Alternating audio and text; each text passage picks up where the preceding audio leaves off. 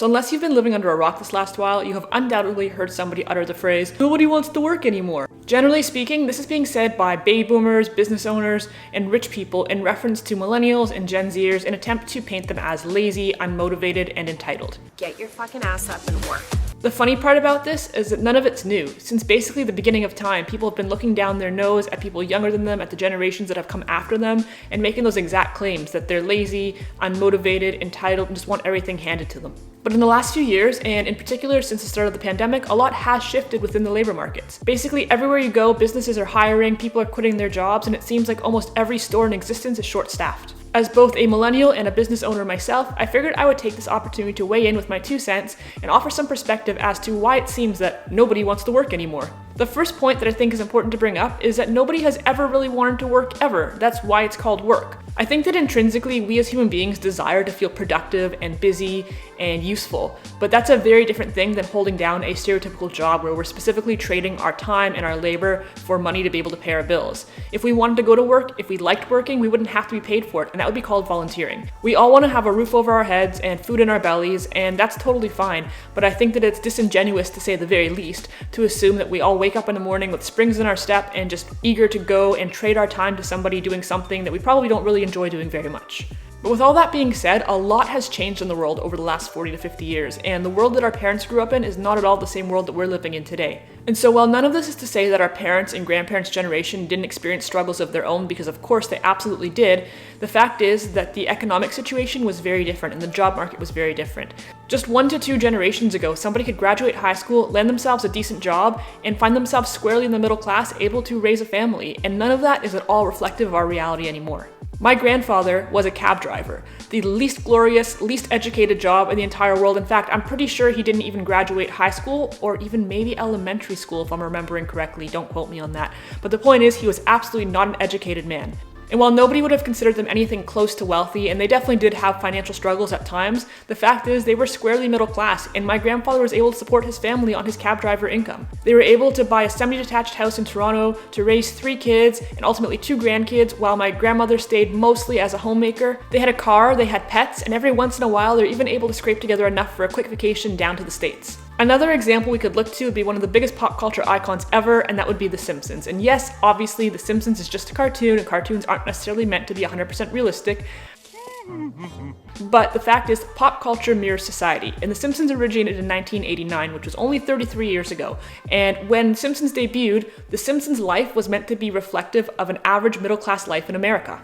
Once again, we found ourselves with Homer, barely graduating high school, landing himself a decent union job at the power plant, and being able to raise a family squarely in the middle class.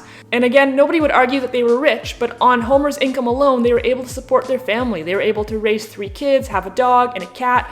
Marge was mostly a stay-at-home mom and a housekeeper. They had 2 cars on the driveway, and every once in a while, once again, could scrape together for a vacation. In the 80s, 90s, and even the early 2000s, none of this was all that unrealistic, but a lot has changed since. Inflation has run so rampant that minimum wage went from being the minimum amount somebody would need to live a reasonably dignified life to being not even enough to keep you off the street, quite honestly. We're now also seeing more and more job positions that are paying basically minimum wage or very slightly above that, requiring college degrees, which is insane. Why would somebody want to go put themselves into student debt, spend 4 years studying for a degree to make $35,000 or $40,000 a year when that's not even enough to survive in this part of the world? I strongly believe that the thing that allows people to take pride in their work and motivates them to show up and do a good job is knowing that they're getting good value for the time and labor that they're inputting. Knowing that at the end of the day, they're going to be able to pay their bills and live a somewhat quality life full of dignity and self-respect. And when that's not the case, it really makes you question why you're even there.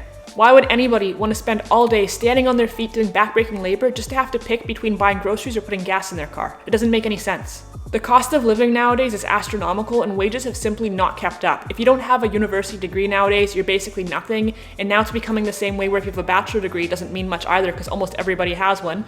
And it's getting to the point where you have to get more and more and more educated, and it's not actually leading to a higher salary or a higher income. So it makes you wonder what the point is of not only spending the time in school, but investing the money, going into debt. You come out of school in 5 or sometimes even 6 figures of debt to land a job that won't even allow you to pay back that debt. Doesn't make a lot of sense, right? The majority of the businesses that seem to be desperate for employees right now are for jobs that pay around minimum wage. We're talking retail, service, fast food. In addition to the fact that the pay is so meager, the conditions that you have to work in there are atrocious. We're talking standing on your feet all day, being treated poorly by customers, being yelled at and belittled by management, standing over a deep fryer, getting screamed at by Karens. What is appealing about that? And especially, again, if you can't even pay your bills when that's all said and done. Nothing painted this into a more clear picture than the recent pandemic we've just been through. Suddenly, all these people who were considered low-skill workers became essential workers and heroes, and we saw people thanking them and clapping in the streets for them, and like, who wants that? Don't clap in the streets. They don't want your applause. They need to pay their bills. And as though paying them poverty wages wasn't already bad enough, then they were forced to endure workplace hazards, often having to deal with the public in the midst of a pandemic without proper PPE, forced to get sick on the job, and then not given paid time off, not given medical benefits to be able to treat themselves if they got seriously sick. So basically they were forced to do a job with a high likelihood of getting sick, and then they'd get sick, and then be forced to not work and not pay their bills because they got sick on the job, because they weren't given proper protection from getting sick on the job by their employers. The big grocery chain here in Canada tried to make themselves look like the good guys by giving all of their frontline employees a $2 or $3 an hour wage increase in the beginning of the pandemic, calling it hero pay. And because they were so appreciative of their frontline heroes, they decided to then cut that pay later on and make them go back to working for minimum wage, despite reporting having earned their highest profits ever. That's really appreciation, isn't it? Something else that doesn't get brought up enough in these conversations is the ways in which businesses will attempt to scam and take advantage of their employees. And I speak to this from a first-hand perspective as somebody who worked for basically minimum wage for years and years prior to starting my own business. But the loopholes and mental gymnastics that businesses will do to avoid giving their employees the bare minimum is absolutely sickening. As a civilized country, we have labor laws in place. These are laws that the government mandates to try to protect workers from being hurt or taken advantage of by their employers. But employers will do almost anything to avoid having to stick to these laws. For example, here in Ontario where I live, there's a law that states that any time inputted after 44 hours in a week is considered overtime, and that would entitle you to 1.5 times your hourly wage. But many employers will schedule their employees for over 44 hours a week and then insist that they take unpaid hour-long lunch breaks in the middle of the day to bring their worked hours down to 44 or less, just to avoid paying them overtime. Similarly, it also states that after working 5 hours in a shift, you're entitled to a break, so many employers will schedule their employees for 4.5 hours or 4 hours and 45 minutes just to avoid having to give them a paid rest break. If being a full-time employee and working 40 hours a week would entitle you to medical benefits, guess what? You're probably going to be scheduled for 39 hours so you don't get shit. And that's just talking about businesses using loopholes. That's not even discussing when they just flat out decide to ignore or break the laws, and I've experienced both. I've had jobs where I was scheduled just under the bare minimum that would allow me to take a break or get medical benefits or paid time off. And I've also had jobs where my boss would just say, oh, well, you don't really need a break, right? Because I don't want to come over there and cover you, and then would just not show up, and I would just have to sit there and not take my break. In fact, I've found that whether you work for a big corporation or a small family business, you're going to get screwed over. If you work for a big corporation, they'll do everything possible to find loopholes to be able to screw you, and if you work for a small family business, they'll just decide to ignore the laws because who exactly are you going to report it to? What are you going to do about it? And beyond the obvious ripoff that this is, being ripped off of medical benefits, being ripped off of paid time off and sick leave, being ripped off of your breaks, being ripped off of everything that would possibly make the job more appealing or more desirable to be at, in addition to being ripped off, how are you supposed to feel appreciated? How do they expect you to come in and do a good job and take pride in your work and want to be there when they're doing everything possible to try to rip you off of anything that would make your life a little bit easier? Clearly, there's a huge imbalance in this power dynamic. Why would you feel grateful or prideful to be somewhere where you're clearly not appreciated at all and not even treated with the respect of being a human being? And all of this leads into the next point, which is that no matter what happens, no matter how good of a job you do, no matter how much revenue you bring into a business, no matter how much of your blood, sweat, and tears and your soul you put into your job and how much pride you take in your work, you're disposable at the end of the day. In the very moment that a business has an opportunity to save money somewhere, they're going to get rid of you. If you're earning $20 an hour and your boss thinks that they can find someone to do your job for $18 an hour, you're at risk of being laid off. If you get sick or experience a family emergency at a time that's inconvenient for your job, you're at risk of getting fired for that too. And yes, going back to the labor laws, there are absolutely laws in place that will prevent an employer from firing somebody outright for no good reason, but there's so many ways around that. They can lay you off, or what I see more often is they can make your working conditions so bad, they basically force you to quit. They'll give you so few hours that it's not worth showing up. They'll treat you so poorly that you don't want to be there. They'll give you all of the worst jobs, all of the worst shifts, and just make your life so miserable that you basically have no choice but to leave. And hey, that's perfectly legal because then you quit on your own, right? The part of all of this that I find the most humorous is the idea that it's government stimulus or access to unemployment benefits that have made people not want to work. Like, I don't know what country you guys are living in where your government's given you enough stimulus money to last you for 3 years, because it surely didn't happen here, and I know it didn't happen in the States either.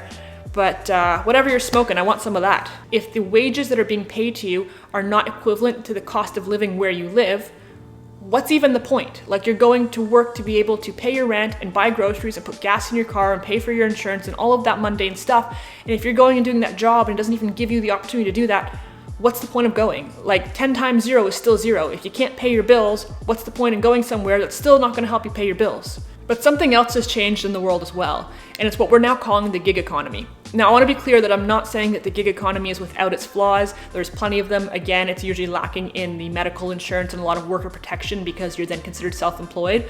But if you're going to go to a job where you earn minimum wage, like here where I live, minimum wage I think is $14 an hour. If you're going to make $14 an hour, standing on your feet, dealing with miserable people, not being even given full-time hours, why would you want to do that when there are now so many better solutions? There's things like Uber and Skip the Dishes, and I'm not saying those are glamorous positions, and again, there are plenty of issues with them, but you can earn more than $14 an hour doing that, that's for sure, and you can pick your own hours, working as little or as much as you want, and really you're in control of how much you make in that sense. The internet has also brought along a multitude of side hustle opportunities, my personal favorite being flipping things, like buying and selling things online, which I personally do and I've discussed in previous videos. People can start Etsy stores and sell their own creations. You can tutor or teach English to people on the other side of the world. You can offer your services on Fiverr. You can shovel driveways and cut lawns. People are selling their homemade baked goods and meal prepping. I have no doubts that most people would actually prefer to have a regular job, one with consistent work hours, a stable paycheck, set days off. But if the job you're hiring for doesn't offer any of those perks, why would anybody even want it? A few months back, I was listening to the One Life, One Chance podcast hosted by Toby Morse, who's the singer of the band H2O, and Toby had his son on. He had his 18-year-old son as his guest on his podcast, and his son's name is Max, and Max was talking about how none of his friends have what they would call stereotypical jobs, and I found it to be really interesting and a huge generational shift. When I was 16, 17, 18, all of the kids that I knew were getting jobs at Dairy Queen or stocking shelves at the grocery store, working at the coffee shop down the street, and Max was saying that he doesn't know anybody who does those types of jobs, that instead him and his friends flip sneakers online or have started their own landscaping businesses or are selling art on Etsy and basically just starting their own thing, making their own businesses, their own side hustles and working for themselves and earning so much more money than they would ever earn doing menial minimum wage jobs. In truth, I did very much the same when I was in high school, so it wasn't a huge surprise to anybody when I eventually said fuck this and went and started my own business. And I think that more and more people are doing that, not because they have this entrepreneurial spirit, not because they have the desire to run these businesses, but because they're so sick of feeling taken advantage of and used and abused and thrown to the curb and underpaid and overworked. And personally, that is exactly why I landed in the situation that I'm in as well. The internet has made it so that the barrier to entry is extremely, extremely low for being able to start your own thing, to do whatever it is that you're passionate about or that you like or that would just be easier money. And because of that, there's less and less reason to have to take somebody's bullshit and to work a terrible job and to put yourself in that position. And so now you know, the next time you hear somebody going on and on about how nobody wants to work anymore, that the truth is that they're right, but nobody ever has wanted to work. And under the conditions that we're being offered, nobody should. If you enjoyed this video at all or you found any value in it, please go ahead and hit that like button. Feel free to drop me a comment down below as well and let me know your thoughts on this. Let me know if you agree or disagree with the points that I was making, or if you have anything to add to the conversation, because I would love to hear your thoughts and opinions. If you haven't done so yet, maybe also consider subscribing. I make videos about minimalism, personal finance, investing, side hustles, and all sorts of other interesting topics like that. So definitely subscribe so you don't miss out on my future videos. Feel free to follow along on Instagram, and I will see you guys next week. Take care. Late night, come home, work sucks, I know.